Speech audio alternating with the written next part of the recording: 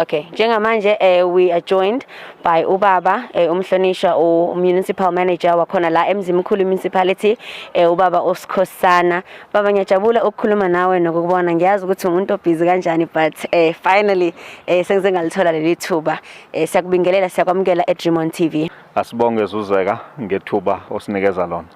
Yebo baba sibonile izinxushunxushu eziningi ezenzakalayo ngalesikhathi sale shutdown South Africa. Sabona abantu belutha, kodwa sijabulile futhi ukunibona izolo baba kwi cleaning campaign eniqalile noMasipala. Nani lapho nginibonile nisebenza ngokuzikhandla ukwenza sure ukuthi izinto zihamba kahle. Ihambe kanjani cleaning campaign? Cha, ihambe kahle kakhulu izolo. Sifisa nje ukubonga kuwo wonke umphakathi oye wadlala indima ekuthaneni siliclean idolobha lethu.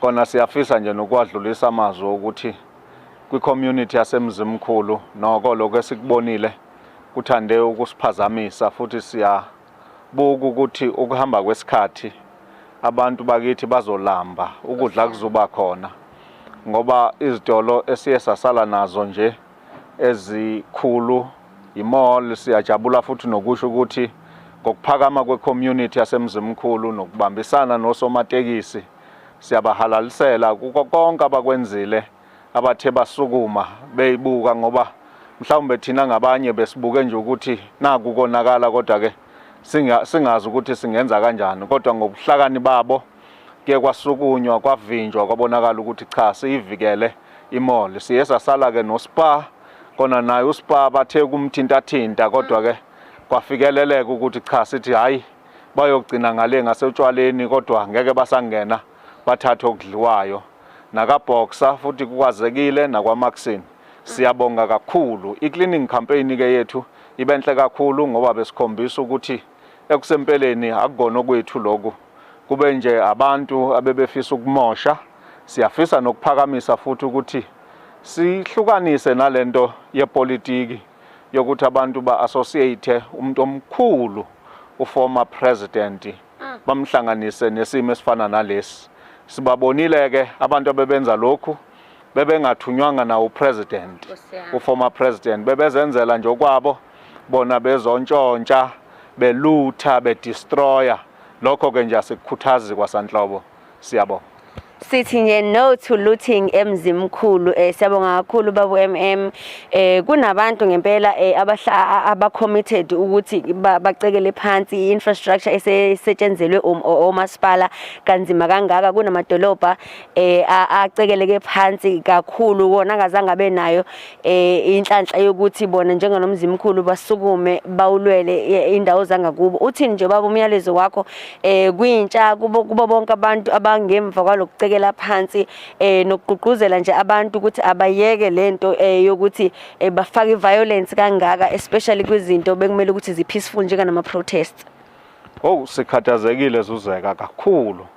Umyalezo nje siwudlulisayo ebantwini bakithi kakhulukazi intsha, because sibonile ukuthi kona bebekhona nabantu abadala, kodwa ulusha lwakithi bekuyilona ebelihamba phambili.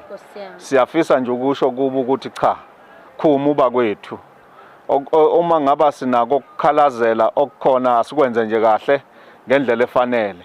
Siyafisa futhi nokudlulisa umyalezo nje onzima oqatha kubantu bonke ukuthi uma ke nje uke watholakala ukwenza lokho edolobheni, inhlaka zokuvikela zimi ngomumo.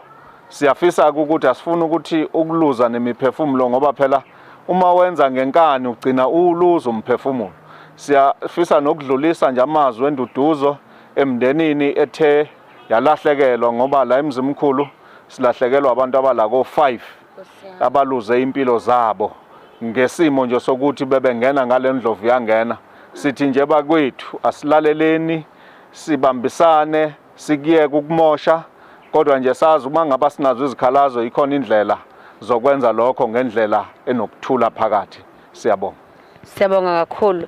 Lokho bekubaba umhlonishwa ubaba ubaba Sikhosana esitshela nje ngokudabuka kwakhe nokuthuka kwakhe. Kodwa ke nangofuthi bona ne-role abayithathile bathi no thina sithanda ngomzimkhulu, umzimkhulu wethu, umzimkhulu siyawuthanda, umzimkhulu siwusebenzele. Bese bangena kuyona i-cleaning campaign ukwenza sure ukuthi izinto zibuyela ngomumo. Siyabonga kakhulu.